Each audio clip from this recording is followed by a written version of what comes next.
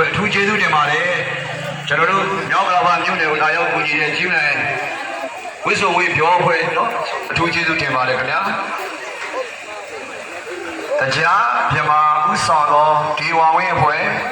၎င်းရဲ့နောက်ကနေပြီးတော့ကြီးမလိုက်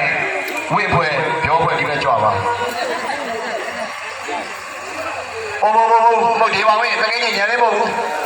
ဝင်းဖွဲ့ဝင်းရဲ့နောက်ကပြောသူတို့ဒီမှာငါတို့ပေးထားတဲ့အာဂျင်နာအတိုင်းပေါ့နော်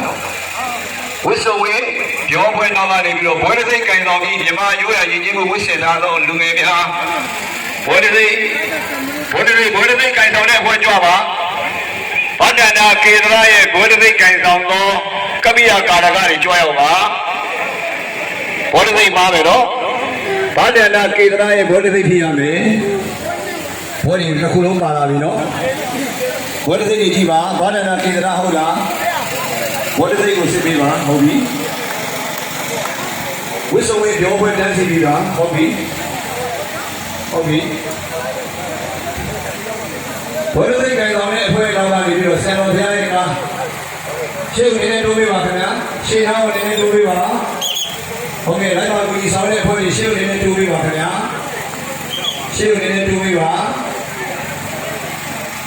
ဘာမှမတီးပါနဲ့နော်ဘာမှမတီးပါနဲ့အခမ်းအနားစတယ်ဆိုရင်ကျွန်တော်မောဒနာဘုရားရှိခိုးမှာအခမ်းအနားစပါမယ်နော်ဘောဓိစိတ်ကဆရာတော်ဘုရားရဲ့ကပြီးဘောဓိစိတ်ဓမ္မယုံလူကြီးများဘေးတစ်ခါတစ်ချက်နေလိုက်ပါဆိုတော့လူကြီးရနိုင်တယ်မှာမဟုတ်ပါဘူး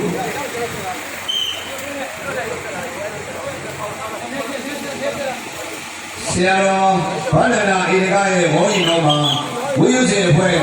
ယောဂီများကလိုက်ပါပေးရမှာဖြစ်ပါတယ်လိုက်ပါပြီးတော့ပူဇော်ရမ်းဖြစ်ပါတယ်ဘုရားရှင်မှာရှိတယ်ဘယ်ခိုင်ဆောင်နေနေများသက်သက်ခက်ခဲလေးခဏလေးရပြထားပါကိုစိတ်တိုင်းကျွန်တော်တို့ပြီးနမောရသနော်ဘုရားရှိခိုးပြီးတော့တဲ့တဲ့ဒီတော်ဝဲကိုစမယ်နော်ယောဂီများဖွဲ့လိုက်ပါယောဂီများဖွဲ့ဒီလိုလိုက်အဲ့ကမလိုက်တယ်ဒီကားရောလိုက်တယ်နော်ဝိသုစေဖွဲ့